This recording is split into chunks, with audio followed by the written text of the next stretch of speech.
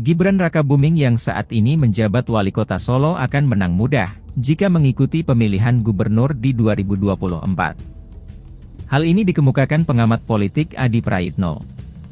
Ada 3 elemen yang memperkuat posisi Gibran di Pilgub Jateng 2024. Pertama, Jateng itu basis kuat PDIP. Sering disebut juga sebagai kandang banteng, kader mereka solid. Jika Gibran maju di Jateng, tentunya akan melipat gandakan semangat juang PDIP, kata Adi Praitno saat dihubungi, Sabtu, 21 Januari 2023. Alasan lainnya endorsemen Ganjar Pranowo. Ini tentu jadi variabel penting. Ada sekitar 65% kan mengikuti jagoan Ganjar di Pilgub nantinya, ucapnya. Sejauh ini belum terlihat penantang serius Gibran di Jateng, mungkin karena pilkada masih lama. Banyak yang fokus pemilu 2024, pastinya akan muncul figur debutan di pilkada. Apalagi pilkada 2024 nanti, posisi Gibran bukan lagi anak presiden yang mungkin akan menambah dinamika persaingan, ujar dia. Kalau dari data survei ada 2 nama lain muncul signifikan selain Gibran, yakni Hendrar Prihadi, Ketua DPC Kota Semarang PDIP, dan Wagub Jateng, Taji Yasin, ujar dia. Terlepas apapun, Gibran itu anak presiden. Lawan terlihat minder duluan sebelum tanding, imbuhnya.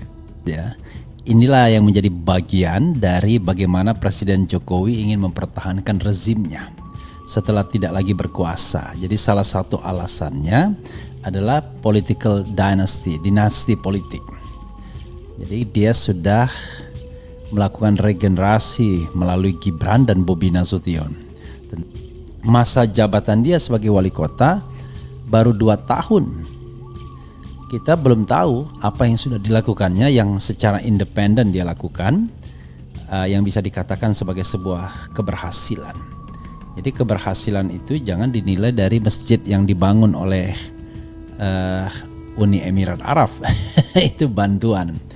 Jangan dinilai dari pembangunan infrastruktur yang di endorse atau dilakukan oleh pusat, tapi nilailah dari seberapa besar dia meningkatkan angka-angka yang bisa menjadi ukuran kemajuan suatu daerah. Mulai dari HDI, kemudian tingkat korupsi dan lain sebagainya yang jelas terlihat. Kamhar dari Partai Demokrat menyebut, sekalipun di Jawa Tengah menjadi basis politik PDIP, namun tak berarti bahwa kader PDIP bisa otomatis menang atau menang mudah pada kontestasi Pilgub, ujar dia.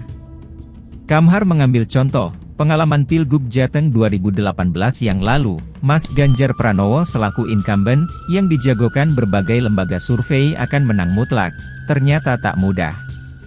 Sebagian besar lembaga survei memotret perolehan Ganjar Yasin di atas 70%, sementara Sudirman Ida kurang dari 20%.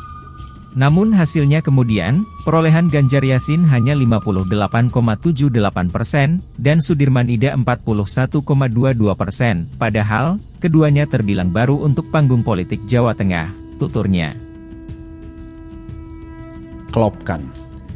Jokowi memajukan siapa, Megawati memajukan siapa, kemudian apa syaratnya diklopkan. Lalu perlu nggak yang namanya misalnya yang istilahnya no freelance, tidak ada makan siang gratis, mahar dan lain sebagainya. Lalu Gibran masuk dengan skema itu. Jadi skemanya bisa banyak. Jadi skemanya bisa saja Gibran dicalonkan sebagai gubernur, entah itu gubernur DKI atau Jawa Tengah. Puan Maharani dipastikan akan menjadi ketua umum PDIP tanpa gangguan dan tidak akan diambil alih kepemimpinannya kapanpun. Yang jelas tetap terah Bung Karno. Kemudian sebagai imbangannya Megawati mendukung Ganjar Pranowo walaupun itu kadernya sendiri, atau sebaliknya. Ini memang sangat bergantung ya. Itulah sebabnya kalau seandainya kita masih memiliki keinginan untuk mempertahankan kekuasaan karena kita sudah membentuk dinasti keluarga, sehingga segala sesuatunya tidak berjalan secara alamiah.